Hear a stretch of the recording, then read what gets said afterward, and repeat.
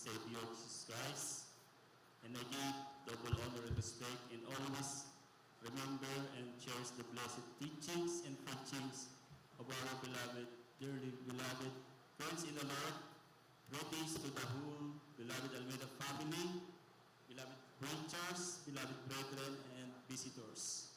Hallelujah! Praise the Lord. Maraming salamat sa ating pinakamamahal na Panginoong Hesus sa isang gintong pagkakataon na ito. Ito sa aking pasalamatan, pagpurihan, sariwain ang mga kamanghamanghang gawa sa aming buhay, mga minamahal. Way back 1997 po, mga minamahal, kami, ang aking beloved family ay nasib sa banal na gawain ng Jesus Miracle Crusade International Ministry sa dako po ng Bicol, mga minamahal. Ang aming pamilya noon, mga minamahal, walang kapayapaan sa aming tahanan, magulo ang aming pamumuhay. Subalit, isang araw, ang aking beloved nanay ay naghahanap na pala ng gawain na nasa buong katotohanan. Hallelujah! Kung saan siya po siya napadakong mga gawain, maalala ko po mga minamahal, nakarating pa siya sa dako ng Albay. Doon po, lumalakad po siya ng paluhod, mga minamahal, pero wala pa rin pong katugunan sa kanyang mga panalangin. Subalit, isang araw, kami po ay naabot ng panalangin ng ating beloved parents in the Lord, beloved Pastor Willie Estrada Almeida.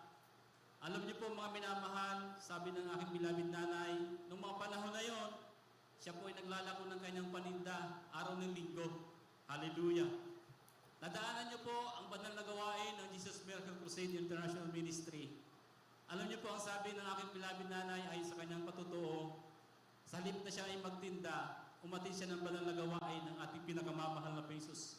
Sa madaling sabi, tinanggap niya ang ating pinakamamahal na Panginoong Jesus, nagpabotis sa tubig sa pangalan ng ating pinakamamahal na Panginoong Jesus. Alam niyo po, nagkaroon siya ng kapayapaan sa puso't isipan. Alam niyo po yung paninda niya mga minamahal, akala niya hindi na mauubos o maititinda. Naubos po yun mga minamahal after po ng banal na gawain natin. Hallelujah! Praise the Lord! Sa madaling sabi yung pang lingkod, noong mga time na yon, ako po ay 10 years old pa lamang po. Kami po ay naisama ng aming beloved nanay sa banal na gawain ng Jesus Miracle Crusade. Talagang andyan po, nabautismo kami, aking beloved tatay, beloved mga kapatid, mga minamahal, hallelujah.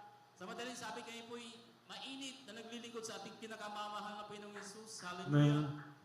Malala ko po mga minamahal, dahil nung time na yon, napakahirap ng transportation sa amin sa Bicol, mga minamahal. Araw po ng gawain, Friday service, mga minamahal, alas 4 pa lang po ng hapon, nasa banal na gawain na kami. Ang simula ng gawain noon, alas 9 ng gabi, hallelujah.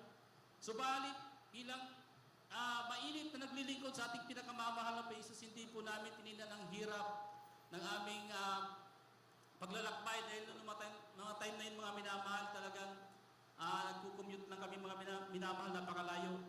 Hanggang sa isang araw mga minamahal, hallelujah, aking beloved tatay, nagkaroon ng malubhang karamdaman. Doon po na napilitan po kaming huminto sa pag-aaral namin po magkakapatid. Sa madaling sabi po, ang ibang lingkod, nagtrabaho po ako kung saan po ako napunta upang magtrabaho. Bilang isang kabataan mga minamahal, talagang nanlabig po ako sa paglilingkod sa ating pinakamamahal na Panginoong Hesus. Hallelujah! Natuto po ako ng mga bisyo ng sanlibutan, pag-iinom ng alak, paninigarilyo. Hallelujah! Hallelujah! Walang kapayapaan sa puso't isipan, napakahirap ang mawalay sa paglilingkod sa ating pinakamamahal na Panginoong Hesus.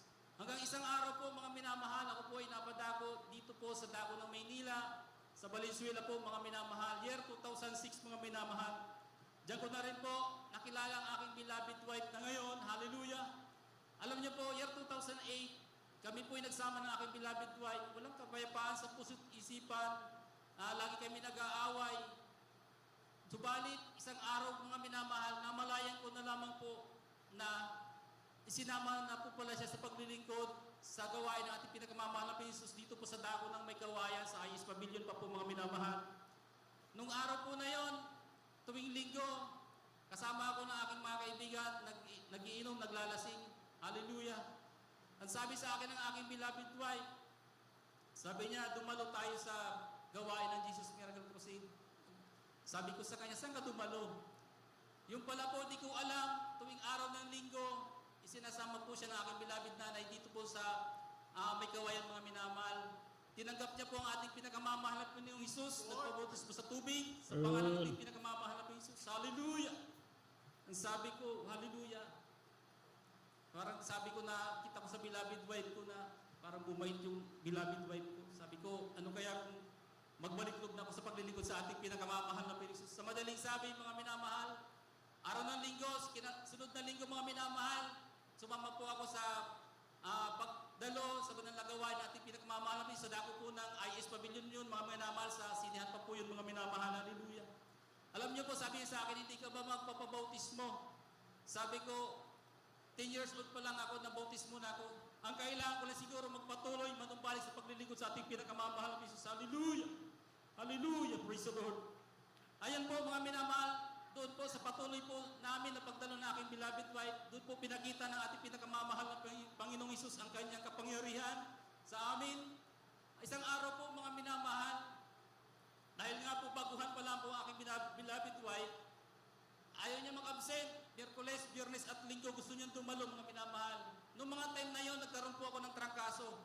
Pag ako po ay nagkakaroon ng trangkaso mga minamahal, inaabot po yun ng 2 weeks to 3 weeks mga minamahal. Dahil nga nasanay po ako, dahil nung panahon na yun na hindi pa po kami sip sa banal na gawin ng pinakamamahal na Panginoon Jesus, dahil sa kahirapan ng buhay, kahit kami po ay nagkakasakit, hindi po kami makabili ng gamot dahil wala po kami pabili ng gamot mga minamahal. Hallelujah. Ang sabi ko sa beloved wife ko, sabi ko, ikaw na lang dumalaw. Subalit, sabi niya, manalangin tayo sa ating pinakamamahal na Panginoon Jesus, magpuri tayo, magsisi ka. Alam niyo po, yun po ginawa namin, nanalangin kami, nagpuri. After po namin magpuri mga minamahal, kinasaot po namin demonyong karamdaman, trangkaso mga minamahal. Dahil nung mga time na yun, sa aking sarili din po, sa tuwing ako po'y uupo or tatayo, talagang nahihilo po ko mga minamahal. Hallelujah! Subalit, sa pangunang panalangin po ng ating beloved Pastor Willie Estrada Almeida, mga minamahal, ang Diyos nating pinaglilingkuran ay buhay sa gawain. Amen. Praise the Lord. Doon ko rin po napatunayan na ang kapangyarihan ng mahal na Panginoon Jesus hindi nagbabago. Hallelujah. Right. Alam niyo po, after namin ma-cast out ng demonyong karamdaman ng trangkaso mga minamahal, parang nagdahilan lang po, pinagpawisan po ako ng malamig mga minamahal. Sa madaling sabi mga minamahal, kami po nakadalaw ng overnight prayer. Yun po unang himala na pinakita sa aking beloved wife, ating pinakamamahal na Panginoon Jesus. Hallelujah. At dito na rin po kami nagkaroon ng beloved mga anak. Nagkaroon po kami ng anak na 3 mga minamahal. Puro po lalaki mga minamahal. Pasalamatan ko po sa ating pinakamamahal na Panginoon Jesus. Yung pangalawa ko pong anak mga minamahal. Kinumbulsyon po yan mga minamahal. At talagang nawalan po yan ng buhay mga minamahal. Sa madaling sabi, siya po isinugod sa ospital. Alam niyo po, ang sabi ng doktor, mayroong bronco yung anak mo, may lus-lus. Hallelujah.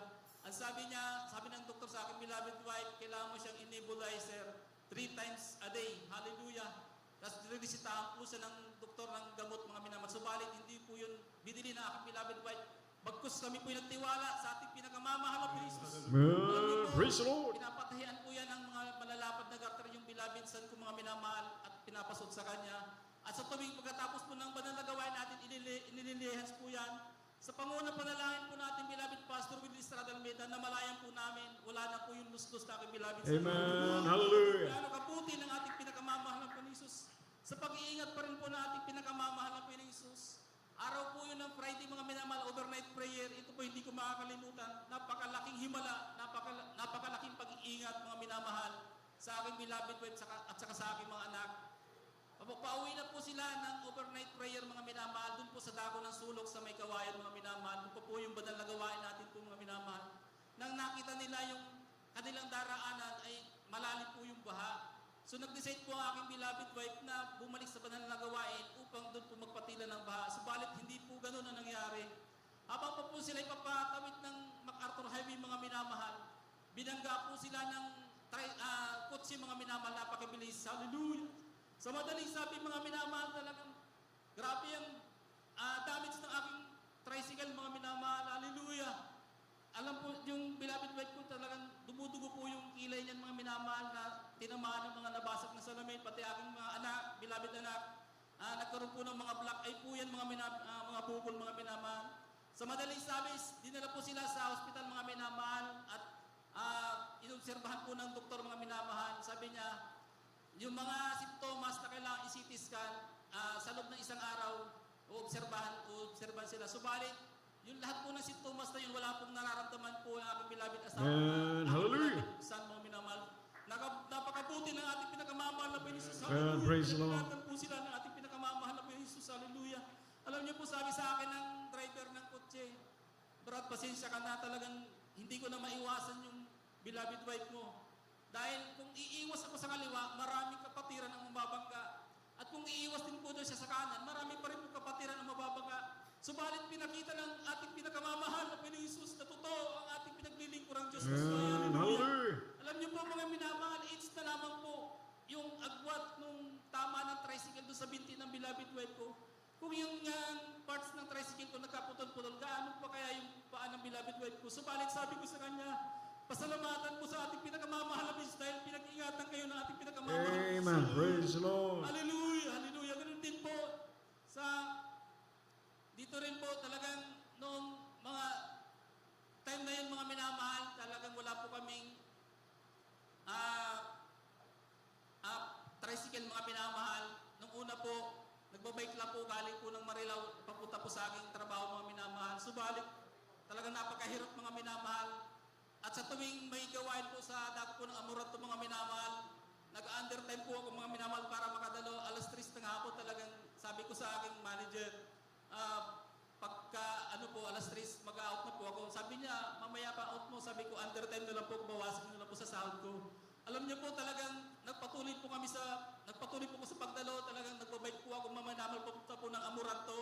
Doon ko po pinapark yung bike ko sa may oval po mga minamahal. Talagang sabi ko, gusto ko makadalo sa pinakamamahal na Panginoon Jesus. Hallelujah. Alam niyo po, hindi naglaon mga minamahal. Pinagkalooban po ako ng motor na single mga minamahal. Alam niyo po mga minamahal, talagang sabi ko man lang Panginoon, napakahirap. Nakaangkas po yung mga anak ko sa akin, saka aking beloved wife. Talagang may time po na ipit yung kinain ng kadina yung panda ng beloved wife ko. Sabi ko, hallelujah. Sa kabangan po ng mahal na Panginoon, hindi po kami nasimplang. Maraming salamat po sa ating pinakamamahal na Jesus. Hallelujah, praise the Lord. Sa pagbibigay po, ang pagbibigay susi ng pagpapala. Alam niyo po, talagang dati-rati po talagang nakasingilan po kami ng motor, kami mag-anak. Subalit, sa patuloy namin paglilingkod sa ating pinakamamahal na Jesus, pinagkaloban po kami ng tricycle na brand yung mga minamahal. Praise the Lord. Sa paglilingkod sa ating pinakamamahal na Jesus. Kaya maraming salamat sa ating pinakamamahal na Jesus sa pagpapala na yan, sa pagpapalang physical, financial, lalo tigit sa pagpapalang spiritual. Ang lahat po ng kapurihan,